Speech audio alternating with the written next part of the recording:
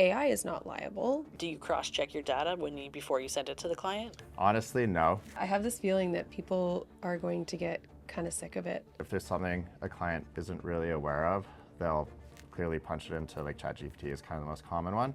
And you'll get this big email with a bunch of things that no one's ever asked. For example, if I've just met with someone, you can send them off a nice one-pager that has graphs of all the different market stats, how long it's taking things to sell. And I find it's like a really nice final presentation piece where you can stand out amongst everyone else. And you can say like once a week, I want you to check for any zoning application changes within a certain area. Really? Or you'd never have time to do that before. Like you're not going to look through your whole client list, which could be hundreds of people to do that.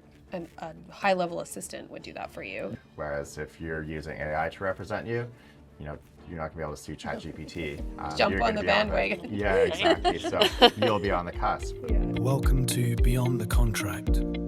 Today we're joined by Brock Webber, who's a real estate agent in our Victoria market and the head of a growing real estate team. I thought you'd be a really good candidate because you are always sort of using all the new tools and technology, and so that's why we thought you might be a good person to have this conversation with us today. Absolutely. Looking forward to it. Yeah. Welcome, Brock. Would you like to give us a little bit of background about who you are, what you do, what got you into real estate, and a little bit about where AI kind of came into the picture? Yeah, sure. So as you already mentioned, my name is Brock Webber. I'm a realtor here in Victoria. I've been with Pemberton Holmes since 2018, which is when I first got licensed. So I've been with Pemberton Holmes the whole time. The reason I got into real estate was because both my mom and my dad are realtors. So it was an easy transition. Both my grandpas, funny enough, were both named Roy. They're also realtors, so we're all third generation realtors. Yeah. So there's now 4 of us. It's Doug, my dad, Thomas, my brother, Chloe, and then myself. So the 4 of us are the team. Yeah, I think there's over 45 years experience with all of us now. That's so awesome. That's amazing. So what does your business look like on a day-to-day basis? Like what do you do? And we're kind of talking AI, so how do you incorporate that into your day-to-day? Yeah, so a day-to-day, maybe where we differ from a lot of other realtors is a lot of realtors are built off of word of mouth or sphere. We've gone a different path. Sure, we work with people within our sphere, but predominantly we work with internet leads. So yes, we definitely use AI in the daily routine, but a normal day looks like, make phone calls for a couple hours, following up with people, and then showings or contracts or whatever in the evening. But I've definitely found that AI is taking a bigger and bigger role in our business. And I think it's actually a really good tool that kind of improves things that you can do, or you can do things maybe that you didn't have time to do before, which is really helpful. What made you lean in that direction? I know that you like tech and you find it really useful. Obviously, you you've gone the internet lead route. So was it just like a natural progression to incorporate that into your business? Because obviously it's a tool that's out there. Yeah, I'd say it's a natural progression. I found it really interesting. It kind of blew up a couple of years ago, ChatGPT that is. Originally, I was looking at it not for real estate at all. I was just kind of more fascinated with what it was and spending lots of time trying to do all sorts of things on it. I've found that over the majority of the time that we've been using AI, it's really good at doing basic level things, but it can't really yet do things at a high level. A lot of the times with more complex tasks, it can take you like 90% of the way there. But with searching for things online, it could be a good replacement, or everyone, it seems like, likes to use it for revamping their email or sending tough stuff like that. So yeah, that one's very popular. I guess one thing I would add, and I'm finding this more and more often, is before I felt like, professionals would use it, but I'm finding more and more consumers are using it. And it's super obvious when you're using it. So anyone that does use it for work, I'd maybe suggest that they're a little mindful with what they're sending in their emails. There's some key giveaways. A big one is dashes or being over what's it called? Too much grammar, basically. Yeah. You need or to the bold. Yeah, bold. Yeah, bold or emojis. And really, really long run-on sentences. Really long, yeah. So, and then what's the other one? There's an intro. It always does. I can't remember right now. But basically, what I'm saying is, it's good to maybe refine, or you can blurt out your ideas, but you should maybe go through it and change a couple things before you send it, because it becomes very obvious. And I've had full conversations through email with AI when I can tell someone's doing it. Yeah. So AI Yeah. is something to be mindful of. Yeah. So does that affect your day-to-day business then? If people are communicating this way with you, because we're thinking about it from your perspective, but honestly, never thought about it from the client's perspective using it. Yeah, I found recently when I've got an accepted offer, if there's something a client isn't really aware of, they'll clearly punch it into like ChatGPT is kind of the most common one. And you'll get this big email with a bunch of things that no one's ever asked you before. And I've had it where I've actually called them and be like, okay, do you actually want to and need to know all of these? I'm happy to answer all these questions, but it seems like it was kind of put through an AI prompt. So definitely seeing that, I think it's good. It raises questions maybe that they weren't aware they were supposed to ask before. Yeah. Now they're getting called out. Yeah, for sure. Yeah. So yeah, that's the main thing I'm noticing there. As far as I find for myself, I don't really use it for emails, like sure, a little bit. If there's a really long email, I'll kind of spit out all my ideas and get it to refine it and then tweak it one last time. It's a little bit faster. You know, when you get a novel of an email, it can take 15, 20 minutes to respond sometimes. So it's helpful for that. But where I find I've been using it more so in my day-to-day business is when I'm doing home valuations. For example, if I've just met with someone or just spoke with a new lead, I guess, and they're not quite ready to meet yet, but they want a rough idea, it can be used quite efficiently for getting a rough idea of what it's worth, and you can send them off a nice one-pager without nice. really, without having to spend too much time on someone who's a long ways out, and it gets them the information they want. But also, and more importantly, I think when meeting with clients while interviewing for the job, essentially, of listing their home, I'll still do my normal CMA, whereas I'll go through Matrix and pull the comps and put together my normal package. And then what I'll do is I'll go in the stats and take screenshots of all the different stats for that particular segment of the market. And then I'll take my CMA, stick it all into, pick your whichever one you want. Usually I use Claude. And I'll ask it to basically create a really presentable or aesthetically appealing 1 or 2 pager that has graphs of all the different market stats, you know, how long it's taking things to sell, and a bunch of other different stuff, as well as suggested, you know, 2 to 3 suggested list price with expected days on market. So, and I find it's like a really nice final presentation piece where you can stand out amongst everyone else or from most people, and just provide a lot more insight and value, in the sense it also helps with going against any pricing objections as well. Yeah, for sure. So that's where I get Have you most found use. it a time saver as well? Like, is that something that saves you time that you would have probably had to do all that research yourself? Yeah, well, I just wouldn't have done it before. Okay. Honestly, it just takes way too long. Yeah. So you'd this is a rather, say, value add. Explain it. Yeah. So it's definitely a value add then. Yeah. I'd have the numbers in mind and I could discuss it before, but this puts it in a really nicely presented 1 or 2 pager where it's super easy for everyone to see, and then you just leave it with them. Do you cross-check your data before you send it to the client? Honestly, no. I probably should. Like I say, AI usually gets about 90% of the way. Yeah. I'll look through it, and if it all looks good, the numbers are kind of less important than the story. I mean, Okay. in that case, it doesn't have to be 100% accurate, as long as they get the general idea. Yeah. But for stuff that is important, it does have to be accurate. I would definitely double check. Not rely on it. Yeah. Well, I think AI always tells you we're not 100%. Yeah. Always cross-check. They have the disclosures on the bottom. Definitely. Usually. Awesome. Is there somewhere that you think that people are underestimating AI? I think a lot of people kind of maybe view it as something that could take their job, which it might to some capacity. Fortunately, with real estate, you know, someone has to open the door still. Yeah. And also, it's a very personal thing, in the sense that there's all sorts of different reasons why people are moving, and sometimes you need that human-to-human connection, depending on what it is. But to get back to your question, I think where there is a decent amount of potential is, like I mentioned before, where you typically wouldn't have time to do things, could autonomize and do at a much better level than you know you could yourself. Something I've thought about doing but haven't done yet is, for example, you could create a list of all your past clients. You could have their address. You could put it into one of the AIs and have it set up. I don't know if you guys are aware of this one, but like OpenClaw or even Claude, I think, does this now, where it's basically an AI agent that you can set to have daily tasks and reminders to do things without ever touching it. Really? So, cool. for example, if you put all your past clients in it, you could have all their addresses in it, and you could say, like, once a week, I want you to check for any zoning application changes within a certain area, or if any homes have been listed or sold within 0.25 kilometers or whatever, and then you could have it send out automatically an update. So stuff like that, I think, is where there's a lot of potential where you'd never have time to do that before. Like, you're not going to look through your whole client list, which could be hundreds of people to You'd do be that. like a high-level assistant would do that for you. Yeah. You paid them. Yeah, and then even still, Well, even still, it just wouldn't really make sense to do it because it would take too much time. Whereas this, it does it in a matter of minutes. Is it something you can set and like kind of set it and forget it, or is it something where you have to keep going back and checking?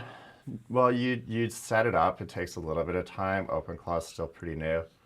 There's other things that are coming out that are competitive, and I'm sure it'll get easier and easier as the progression curve kind of steepens with these things. But right now, you could pretty much set it and forget it. You'd probably want to set it up so you're reviewing the emails that it's sending, but it can send you a message to check it before. Definitely. Oh my gosh. So it's very hands-off. So but the point I'm trying to make is there's a lot of potential with what this could do, where things that you wouldn't be able to do before could actually provide a much higher service and level of expertise later. So I think that's maybe one thing people are sleeping on and not really exploring, honestly. Yeah.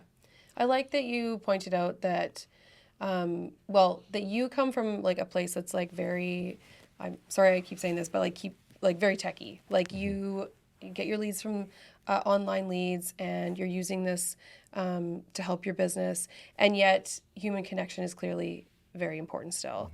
And I think that that's like, when I look up like careers that are like not going to be taken over by AI, which I look up for my daughter, like, what are we going to do? It's those careers and professions where you need like human trust and like human interaction to really like make it happen, to make people feel comfortable as well.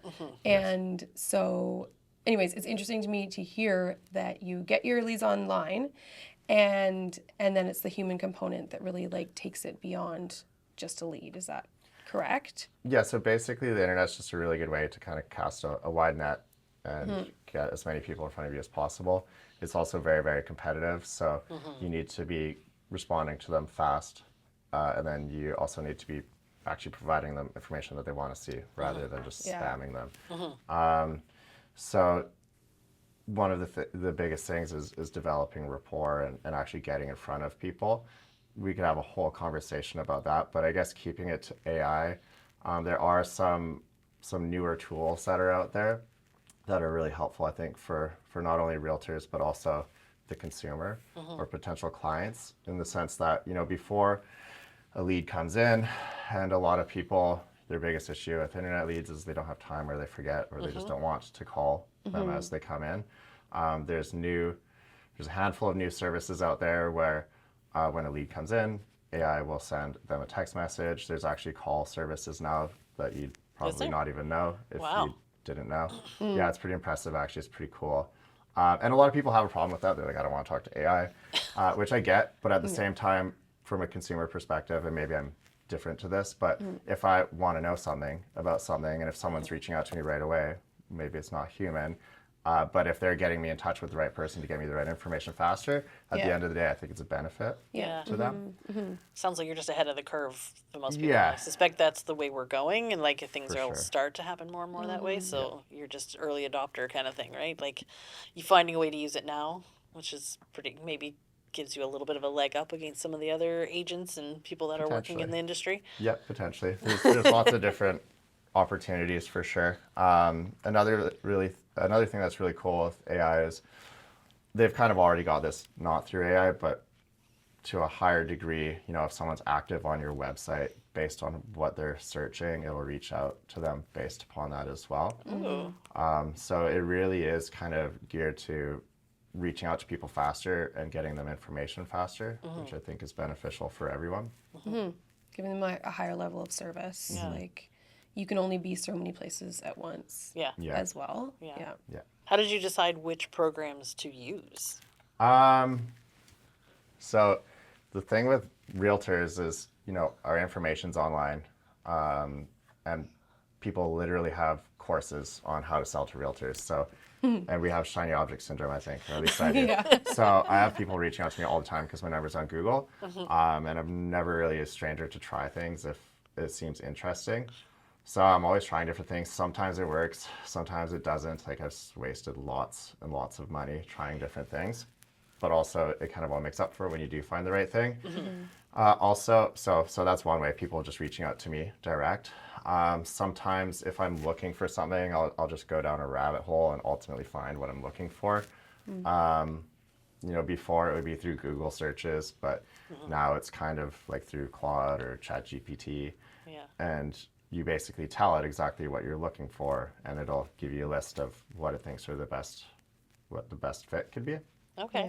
So there's no really one direct way I find anything. So if an agent was looking to get started with using AI as a tool, you would just suggest trying different programs, testing the water. Yeah, I don't know if I'd suggest just testing a bunch of random stuff because it's a quick way to waste a lot of money. I would probably talk to other agents that you know are using similar products to get an idea for what they're using and if it's genuinely working or not.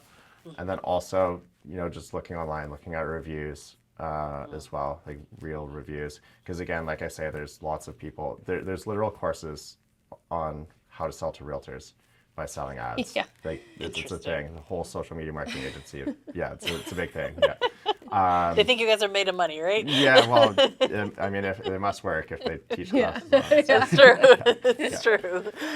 It's true. So yeah, no, I would talk to people that you know and trust, and then do your own research. And again, I find, honestly, if you're reaching out through the different language models they're called, they'll give you probably a good refined list of ones that you can at least start your search with. You know, I'd be happy to share with anyone what I'm using if they actually took the time to reach out.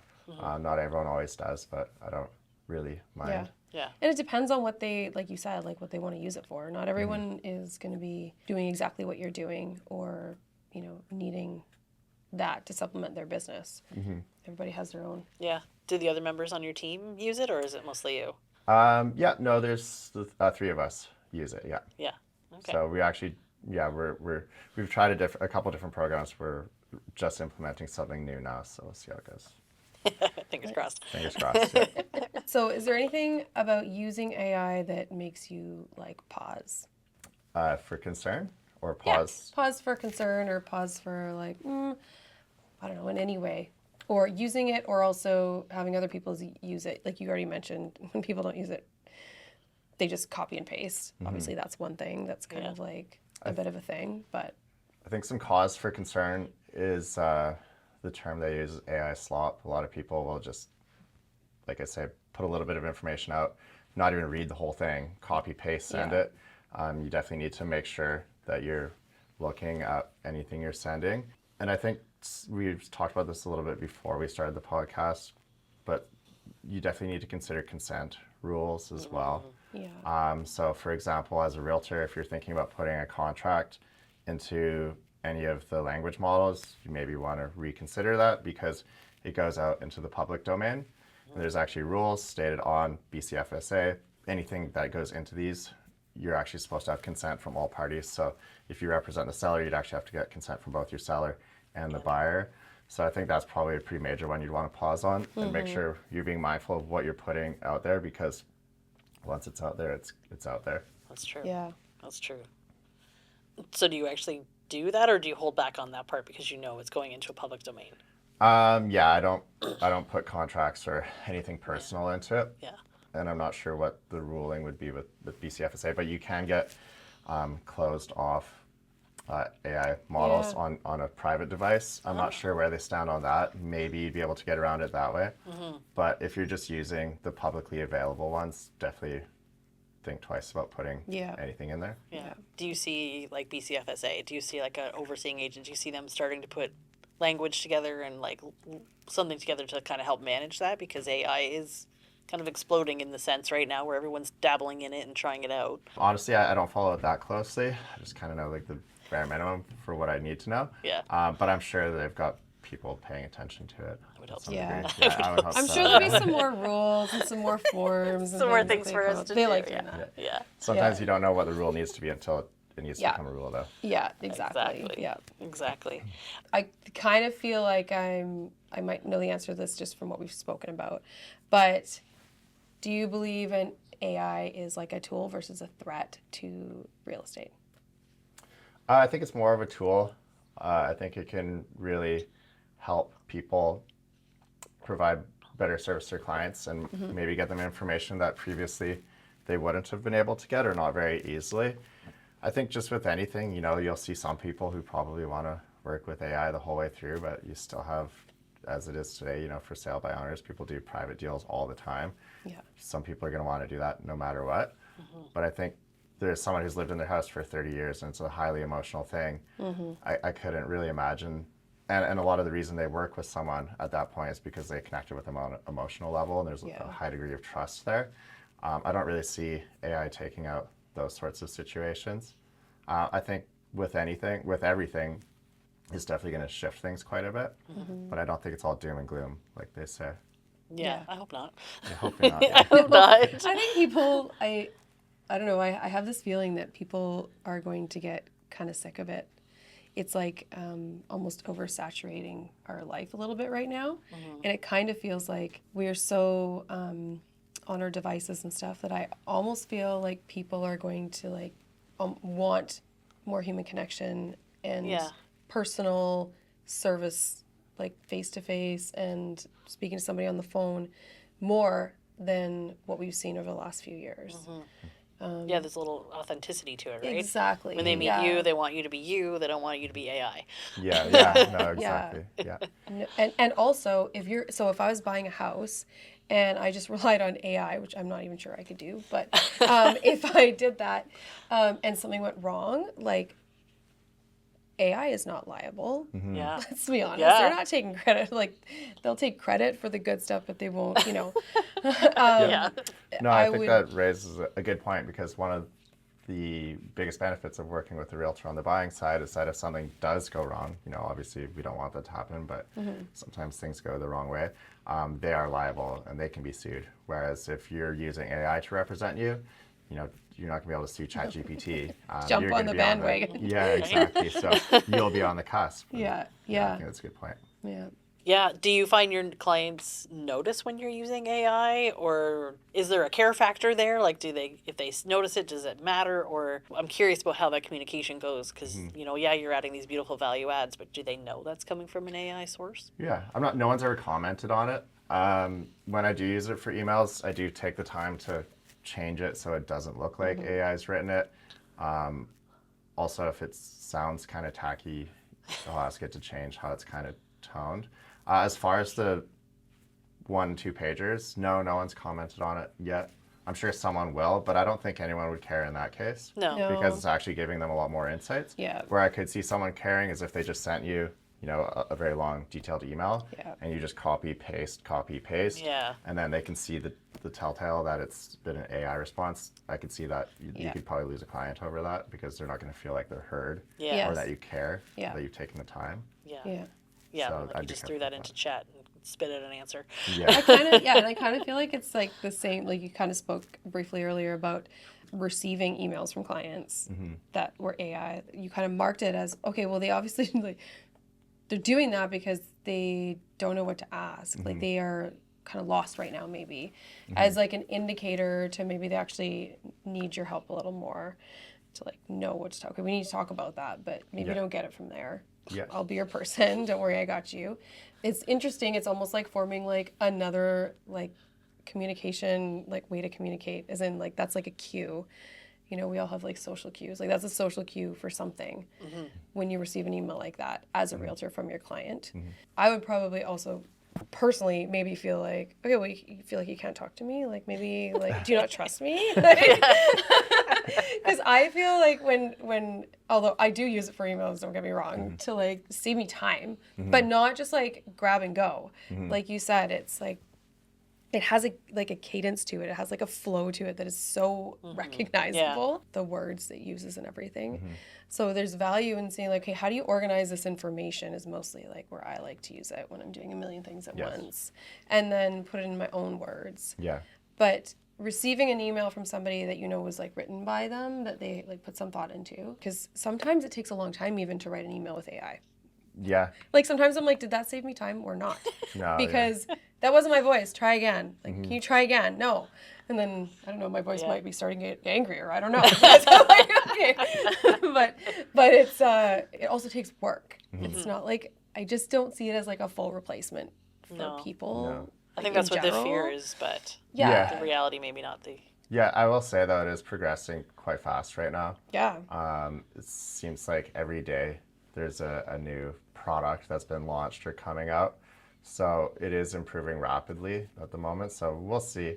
But again, I think kind of the core story here is, it'll take you about 90% of the way most of the time. And even if it takes you 100% of the way, you should still be looking everything over. Do you have a story about how AI helped you with a deal in the sense of like maybe it got closed faster or something was able to help speed up the process or make it a more efficient process perhaps? No, I wouldn't say it's helped me close a deal faster or anything like that. Maybe it's been beneficial with getting information across to sellers. That's kind of where I'm finding the biggest benefit right now. When representing buyers, what I do find it helps with is like when you're pulling charges on a title, often they're from, before things were digital. Yeah. And they're super hard to read. It can be good for putting them in there and getting kind of the cliff notes. Obviously, again, you do need to kind of double check nice. it. Yeah. But it is really good for getting the quick and easy out of that. Okay. So maybe that is where it gets a little faster Right. with helping to remove conditions. But again, you definitely don't want to rely on it 100%. But it'll give you a general idea of what's on the document. What's on the document? Yeah. Great. How do you see yourself using AI over the next few years? Are you going to just kind of go with the flow and see how things are going? Or do you have a plan? Yeah, I'll probably progressively use it more and more. This year, I think it's going to be really big with agentic AI, where basically you can have your own assistant working on your desktop. I was playing around with it quite a bit before. I actually had to stop just because I was spending too much time and money, honestly, on it. And I kind of found out it couldn't do exactly what I wanted it to do. Like I wanted it to build production grade software, but you still need a coder to get it the last couple miles. So yeah, I do see it taking a bigger portion of my workload, more as an assistant kind of role. Yeah. Definitely not to replace me, obviously. Yeah. No, we don't want to do that. Yeah. But no, I'm kind of just taking a little bit of a step back from it right now. Again, it's another part of the reason why I'm stepping back is because it's just changing so fast. Like I mentioned before, OpenClaw is kind of getting stepped over by Claude. They have a very similar product that ties into your emails and everything, which again, you have to be very mindful of what you're giving it access to for security reasons. Yeah, it's a lot, like to try and keep up with it all. It's a like lot, yeah. if it's moving so fast, then you don't want to get like right into one program and have it integrated into your business, and then realize that one is actually like far superior. Yeah. Yeah, no, and that's kind of what you're seeing happen. Settle down a little bit. Like maybe they'll all kind of catch up. Yeah. Is that what you're hoping for? Hopefully, yeah, because right now it's just like every week. That's what I'd be hoping for. Yeah, right? yeah. No, every week they're coming out with new products and better products, and I figure it's just kind of easier to step back temporarily and kind of wait to see where it levels off a little bit. Because right now it seems to Watch be them like, battle it out a bit. Yeah. See who lands on top. Yeah, Yeah. I like that. Okay, well, the key takeaway that I see from this like conversation, or that I'm getting, this is my own personal opinion, is like how AI is changes how we work, but it doesn't replace like authentic human connection and human judgment and working with actual people. Yeah, human connection. Yeah, I think that's like key. Definitely. I can see what you mean, like in the future about, people are going to crave that human connection and everything. Yeah. Because AI is just going to do all the background stuff, but hopefully we can do more of this, right? Yeah. The face-to-face gives us that opportunity. That's what I'd like to see happen. yeah. And then the other thing I would add on top of that is that it'll help you provide better service and do better work and give more information that previously, you wouldn't have been able to do because it just wouldn't be economical. Yeah, spend more time, give service to your clients, rather than like if I try and do some of those things, like I'll just go down a pigeonhole, just like I'm gonna make these things, and then I'm like, well, I'm not an expert. That's why it took me like 5 hours. I don't don't think that was the best use of my time, but you know, it happened. But that's time spent that could be used to connecting with people, or you know, doing something that was Yeah, no, absolutely. Much I'd agree with more- that. Yeah. much more client centric, really. Yeah. Yep. Well, thank you for coming in today and taking the time to talk to us about this. Yeah. And you know, maybe we'll hit you up in a year and see where you're at. Yeah, for sure. Have you come back when things have advanced that far, right? Yeah. Who knows where we're going to be? You'll have a robot beside me. Yeah. Yes. Yeah, exactly. Your robot assistant. My robot assistant. Perfect.